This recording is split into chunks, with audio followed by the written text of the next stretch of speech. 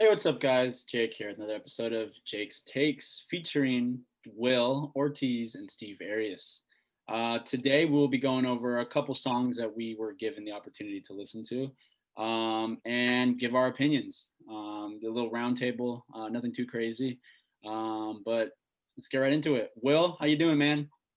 Hey, I'm doing well, man. How are you? Hey, hanging in. Midterms just passed, so we're starting a new Yeah. for the semester. So Yeah, we're hanging in. What about you, Steve? How you doing, man? I'm doing good. You know what? It's finally getting a nice little cooler out here in Southern California. It was really hot, especially this summer with the fires going on. It's starting to feel more like fall time, which is when I feel like I produce more and more indoors, more active. So I've been more productive lately, I would say. Yeah, that's what's up. I mean, I'm as a fan, I'm excited to see what you got. Quarantine, everything going on. So Oh yeah, man. I mean, especially with what we're doing, I'm super stoked to probably do a Jake's takes in the future of what I've been working on. I definitely have been cooking up on some new stuff. So town hall right there. yeah. Gotta get that set up. But going right into it. First song on the docket for today, we have "Praise" by now. Correct me if I'm wrong. By Tchami featuring Gunna. Correct? Yeah. Actually, you actually said it right. A lot of people say Takami. I tend to say it too, but it's Tchami. It actually is. Yeah. Song is amazing, amazing. Yeah, Gunna, he's having such a successful year. What can I say? After coming off his one album that just went number one, like almost instantaneously overnight, was a banger. Every track on there is good, and then to hear him do something out of his element, I was super amazed. I never thought Tchami, Takami, Gunna would actually get together and work on a track like this. A lot of tech house influence in there, and definitely, you got Gunna's side of it. It's something completely different. Only I've seen touch on it would be Calvin Harris, what he's done with like Migos and people of that sort. That was an amazing album. It's something really different. I want to say it's like tech housey. I want to say it's hip hop, but it's not. It's a bit of both, but with more to it. It's very fluid. Yeah, I actually like when you brought up the Calvin Harris comparison. Like Funk Wave Bounces Part or Volume One was probably one of the best albums to come out of 2017. Oh, genius! And completely genius, completely different. Yeah, and being completely honest, I don't know. I mean, granted, it's a different sound than Praise, the single. But I mean, I definitely like when producers of like EDM or just any type of electronic genre incorporate an artist from a different like music genre, whether it be like rap. Yeah. So Gunna on a song, like dude, Gunna has, like you said, his voice is like he's hot. He's coming right off the number one album with Wanna. He came out with the deluxe edition this summer as well to Wanna. It got like so many different bangers on both those albums, whether they be the deluxe, the additional deluxe songs, or the regular original album. But dude, his voice and like the sound that he has, like will just add a certain I don't know how to describe it. Flavor, I guess, because his voice is very melodic, but also very raspy. I don't know. I just love rappers. It is. You know what? And as producer, I feel like he almost naturally has it. He's almost like a Drake. Could be like a singer rapper. Doesn't really not too much of the auto tune, just a good enough. Not too much engineering needed, and that shows. That really shows not only in his own album, but his diversity to work with people like Tchami, of how good of an artist he really is. And going back on what you were saying about Calvin Harris, people like that, I just feel like since Calvin Harris did the funk wave volume, those albums were amazing. I know he's very slowly releasing the second one. It really broke that mold. That why can't it be like this? Oh, you love hip hop. We obviously love hip hop. We love EDM. Why not combine the two? And let's throw a little bit of 90s old school house beat on there too, with some 808s in the background kicking.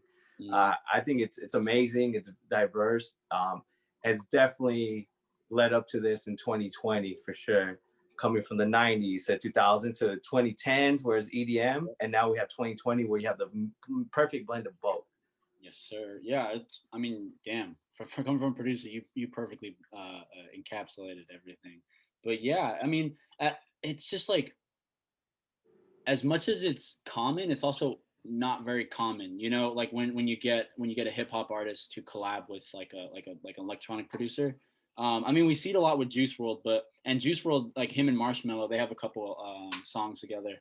But same thing, he has a very melodic voice that works very well on poppy type beats. Except this song isn't very much pop, like we were mentioning. But still, it's like, I don't know. I just love that blending because it's like two different genres that typically are at odds with their fans. Typically at odds, they come together and it works. You know what I'm saying? Yep, can agree more. Will, yeah, I hope they do more. Honestly, I hope both Tchami and Gunna continue the same route that they're going, both in their own fields, but blending in the two. Like that just shows so much maturity on both ends and their growth as artists, and that just shows their drive for their love of the music to go out of their element, to do something different, despite the fact that what may happen in their own respective fields, the backlash that could happen. But the way it's going, it seems like it's only going to keep diversifying from here. Oh, 100%. And that's a common theme that I've had with many different artists, or as far as our last two artists, Takis and Mazana. They've said the same exact thing. That it's like you mentioned, it's sounds that typically aren't explored. It's like collabs that typically aren't explored. It's ideas that just aren't typically explored by electronic producers. And for Tchami to go out of his way and get like Gunna on a track, and to do something a little bit different, yeah, it's definitely like stepping out of a comfort zone. What typically he may not be used to is something he's trying, and yeah, it's I mean, it's successful. I mean, it's a banger, you know. Yeah. Will, any last thoughts on praise, or any 2 cents you'd like to?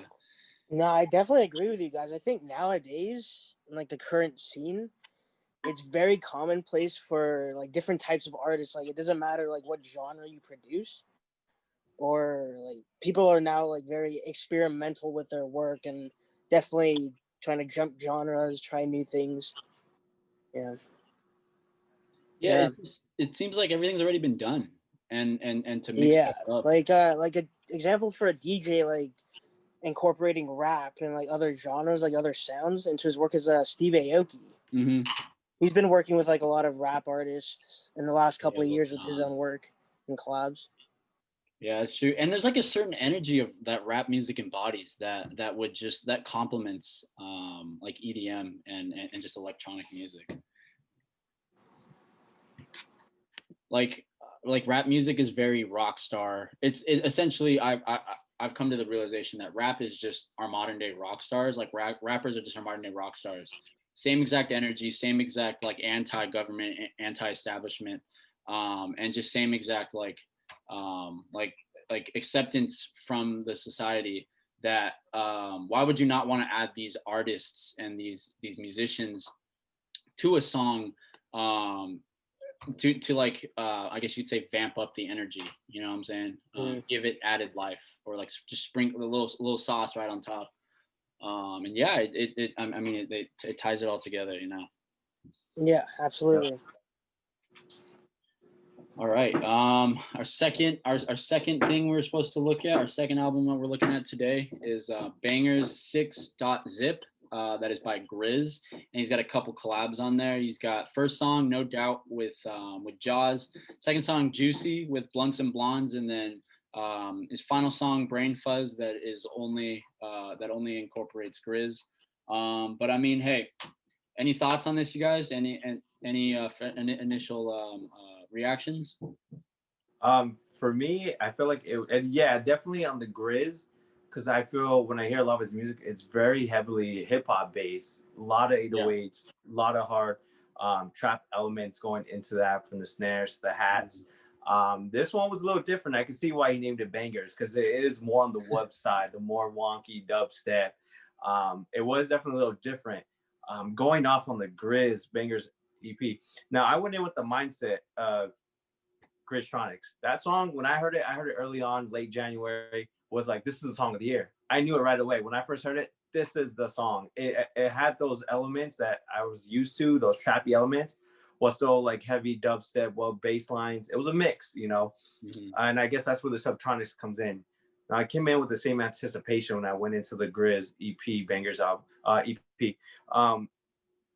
It started off very slow, very subtle. The No Doubt, that's the first track was okay. I thought it was okay. It was a nice little intro, very epic, very epic. It wasn't until Juicy I was like, okay, this is actually a little harder. It's actually a little harder. It has some of those trap elements. But I would say of all three, the Brain Fuzz absolutely dominated. That one's gonna be a dance floor killer that I could see. What I really like is that unlike the typical dubstep with the yoinks and the womps, he uses a lot of a hard synth bass element and uses some 8-bits like glitches in between. I think that's very unique. I like that it really does there, and I see that it's very experimental. A lot of these tracks that we are discussing today, they're all very experimental from the average, and I think that's where it's at this year, given the times. So yeah, I look forward to hearing more. It definitely is different. I think every time I hear Griz, it's always something different than what I've heard from the time before his. Yeah, for sure. Yeah, especially when you mentioned like the whole he has more trap and like rap inspired sounds. Like that was the first thing I noticed right off the bat. Being coming from a more rap centered background and being or initially being a rap fan before I was like an EDM fan, electronic music fan. Yeah, I definitely picked it up, no doubt. Contrary to what you say, and I understand, like, hey, that's your opinion, man. Like, hey, I fuck with it. But I really liked No Doubt. Not gonna lie, I agree with you 100% that it was epic. It was the perfect song to just grab you in for a 3-song EP. Yeah, you need something really quick. You need a 3-song project. You need something that captures you and leaves you there, allowing you to like want more of what's to come. But No Doubt, and then like that personally, I really liked it. Juicy is pretty good. Yeah, Juicy's pretty good, and I agree with you on that last point about Brain Fuzz, that it'll be the dance banger off. Yeah, it's definitely one of those EP that just slowly sucks you in. First track, I was like, okay, complete different mindset by the time I was at the end of it. I was like, okay, I see what he did there. He really built a lot of anticipation, a lot of suspense. Like Juicy was like a good middle ground of both the tracks, and then he just went ham on the last one with Brain Fuzz. Yeah, and I definitely agree with what you mentioned, how it like builds into it, like especially for something small like this. Like, yeah, you totally want people to go in just expecting what you make, but you also want to keep people on their toes, and yeah, you want the fans. He does a really good job of doing that on this 3-track EP. 100%. And or one point I also want to touch on that you mentioned was you went in with like or you went in with a certain expectation, thinking of something that was very how do you say, characteristic of of Grizz, excuse me. Yes. And that's great. Like like to have that mindset and outlook going into like a listening of an album is great, because you're like, hey, I'm going to look for something that's familiar to this singular artist. I'm not going to look for something that I'm not going to expect anything, but I'm going to be listening for this. So when you hear stuff that is a little bit different, you're like, oh, hey, I recognize this, but hey, this is new. This sounds pretty good. And then you begin to like build an appreciation for the album that way, because you see it in a more exactly like centralized, or you see the vision first, and then everything that surrounds it, like all the different elements of the song or different whatever production elements, you're able to see the central sound and then get everything. I don't know if that made any sense. That sounded very... No, it definitely encapsulates something different. And I was gonna say, on my DJ end, like as a producer, that's how I would say. I went in that expectation. Okay, this is the sound. This is what he's mastered. And like I said, he has the song of the year. Grizztronics, definitely, in my opinion, the song of the year. Amazing. I still see it being played at the top of someone's set list. Going off this Bangers EP on my DJ side, I would say, oh, this would make good for a little transition into something. You know, if I want to mess around or even come back into like hip hop, it gives me that little leeway, because it has that hip hop influence. And I think that's what's really unique about Griz, that he has that. And then as a DJ, definitely could utilize it. Yeah, Totally, yeah, and actually, that's an amazing point that you mentioned that I really like how you give the standpoints, because yeah, I mean, hey, you gotta listen. Yeah, as a DJ, you're listening to music to understand music, Yeah. and I mean, you like you said, there's elements of hip hop, there's elements of rap, so yeah, so you're looking at it from like a strategic standpoint when it comes to like your approach to consuming music. Will, any input or or idea of what you thought? I was actually pretty surprised by the collab between Jaws and Grizz. I was actually surprised. That's not really in their like style. It's more like a melodic dubstep, like rather Yeah, than like Jaws, who's mainly known for like his bass definitely. house, and then like you said, Steve, Grizz with like a heavy trap sound. So I think it was like a welcome track to the EP, which, like you said, gets even better with solo venture on the EP that Grizz did. So all in all, I loved it. It's pretty damn good. Yeah, you make a good point. Yeah, definitely. I forget that Jaws was actually featured on that, and it definitely is different from both the elements. Um, it's funny, you know, it's no different from like Tchami Gunna. Same thing, just within the EDM realm, and it's amazing to see how much music during this time is being influenced from decades of other music now being encapsulated in one. It's such a fast, rapid pace. Yeah, definitely. Yeah, Exactly. Yeah. everything. Oh, I'm sorry. Continue, Will, please. Oh no no yeah. I was just agreeing with him. Yeah, I just said everything. Yeah, that's what I've noticed. Everything kind of builds off of itself, like whether it be generations, whether it comes and inspires, but eventually, like you mentioned earlier, Steve, that like now it's the '90s. Now it's like something, something that came 20 years ago. Because before it was the '80s, and now it's like switching it now. But yeah, like it totally is like really interesting. That's one thing I love about music, is that everything like it's constantly recurring. Everything's recycled and everything. But yeah, big fan of this album, or EP.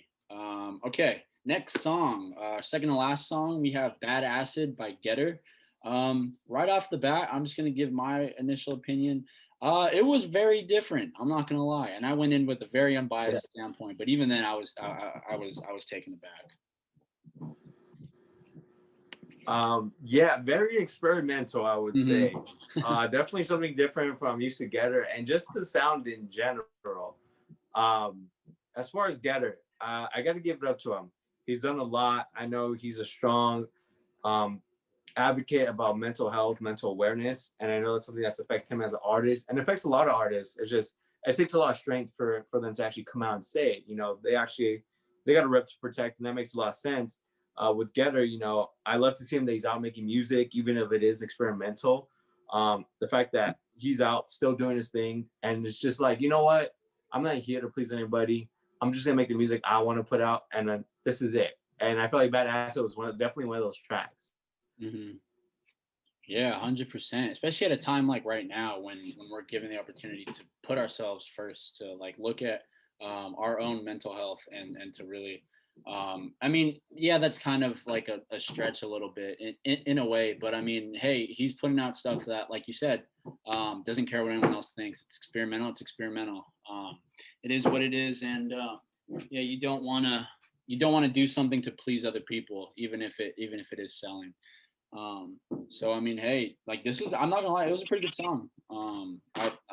I definitely, I mean, hey, if you're gonna put something out that you're happy with, by all means. And yes, it was a little confusing to me at first, and I kept expecting like typical just EDM and stuff that was stereotypical of Getter and just the genre in general. And I didn't get what I expected, and that's not a bad thing. Is it a good thing? I don't know. I mean, hey, he went out and made a song that was different, and I mean, it's good, you know. Yeah, you know, and I'd love to see more reviews on this and see how people feel about this experimental. Well, I'm not gonna say it's a new genre because obviously it's not, but it's something different, and I'd love to hear what comes out of it in the future. Yeah, definitely. Yeah, no, it definitely isn't a new genre, but yeah, it is, and that's what I think is kind of crazy about EDM, like coming from a rap standpoint, um, and basically just being a huge fan of that for a big portion of my life, and now recently getting into EDM and everything, is that there are a bunch of different subgenres within EDM and Yes. like electronic music, but even then, there's still a lot of gray area, and there's still a lot of even unknown subgenres within larger subgenres that are smaller subgenres. Yeah, and Like I look. larger, That's what, to me. That's sort of the beauty of EDM Mhm. is because I was a diehard hip hop fan, but now I primarily produce EDM and the hip hop. But the EDM takes a lot more. I feel like it's more involved. But that's the beauty of it. It really is just electronic music. You could just sample anything of anything Exactly. and make it go something of anything, as long as it has a rhythm, kick, bass, makes it sound good. And I think that's why a lot of hip hop DJs, for instance, like people like A-Track, that were heavily known hip hop DJs were just primarily hip hop, that went to EDM. It's because of that. It's all free game. It's a playground. Just create anything and see what the people decide. Yeah, I mean, it's a playground. That's like a beautiful way of describing it, honestly. Coming from a Yeah, that's producer. the amazing thing about music, because with every track that comes out from each one of these artists, the whatever genre that is or subgenre, it can take a new direction and just branch off and 100%. from one thing to another, which might lead to an entirely new genre, or just take that genre into a new direction. 100%. Yeah, totally. Yeah, it's stuff like we said earlier, stuff builds on top of itself. Yeah, but I And do agree. There is a lot of gray area, and this quarantine time. I mean, it's reflecting what we said, from Griz to Gunna, and to now this very experimental sounding track, by Getter. I think that's where that gray area is kind of, that void seems like it's slowly getting filled in this year. yeah, I mean, hey, like, why not? You know what I'm saying? Like find Yeah. something new. Like, let's switch it up. Because I mean, yeah, I'm a new fan of EDM, but I'm pretty sure a lot of the same. I mean, it just goes with every music genre, more so than anything. But a lot of the same things have just been done over and over again in the last couple of years. Everything's been already tried out. So yeah, fill in those gaps, create a new sound. And I mean, hey, Getter did it on his new song "Bad Acid." You know, if he's happy putting it out, you know who else is happy? Me, because like I'm gonna listen to it because it's good. But also like, hey, if you're happy putting it out, you know, it's a win-win. Two birds, one stone. Similar, very similar. Well, not sound, but in energy, I guess you could say, or direction. Yeah, I'll say direction for lack of a better term. Is Kliptown Empyrean, the new Skrillex song. Now that's a song that is not characteristic of anything that Skrillex has put out in the past. Yeah, definitely something different. And Skrillex, I feel like ever since Jack U has been ever evolving his sound. I mean, he is like the godfather of bass dubstep. Everyone knows. Oh, 100%. And coming from the song that we're about to talk about now, complete 360, and I love it. He's evolved as an artist. What I got from the track, in my opinion, was like, I feel like as if I was hearing the track, as if I was like in Indonesia or somewhere like in a third world country, in a festival, surrounded, people just dancing. I've really got like third world vibes. I got a lot of melodic sounds, like real sounds, not really EDM, electronic sampled sounds in that. Along with that, you still see the influence that we have here in the United States, that have the deep 808s in there, very heavy bass line. And I thought it was ever evolving. And I say that because him as an artist, he's traveling the world. He's hearing these different sounds. And now we're hearing it reflect back in his music. And this is one track you can definitely hear that. Yeah, totally. Because Jack U, like, dude, that is completely different than this. But also, Jack U is also completely different than, I mean, Dirty Spirits, Nice Sprites. Yeah, like since Jack U, he just went on a tangent. Just, all right, I'm gonna make everything a little different than the last. Yeah, well, I mean, he set up dubstep as a genre, so might as well. Yeah. Like, go ahead and... he took care of that, and the rest is history. That just people went crazy with that.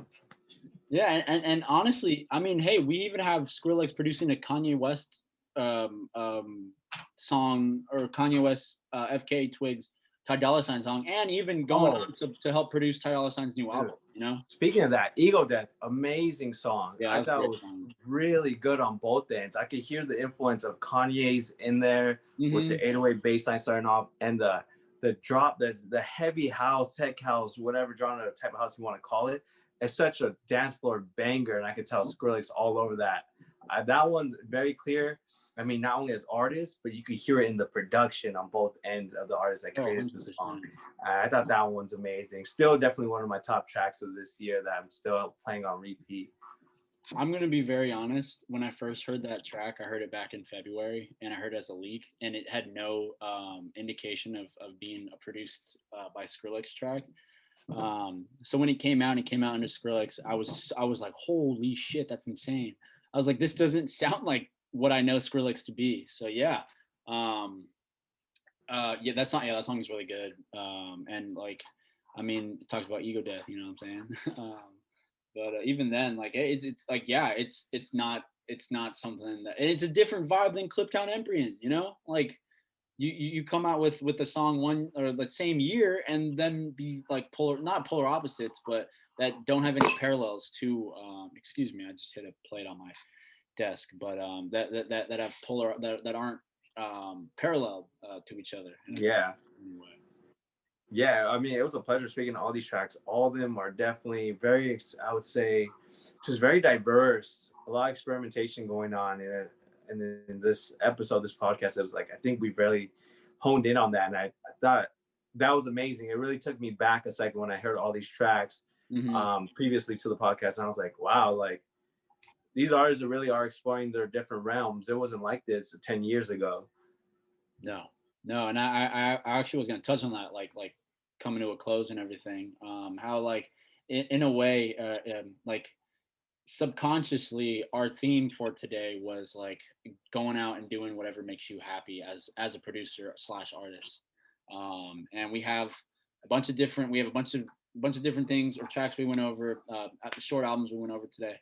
Of the four, yeah, they all are very, that one characteristic that sticks between them all is that they're different.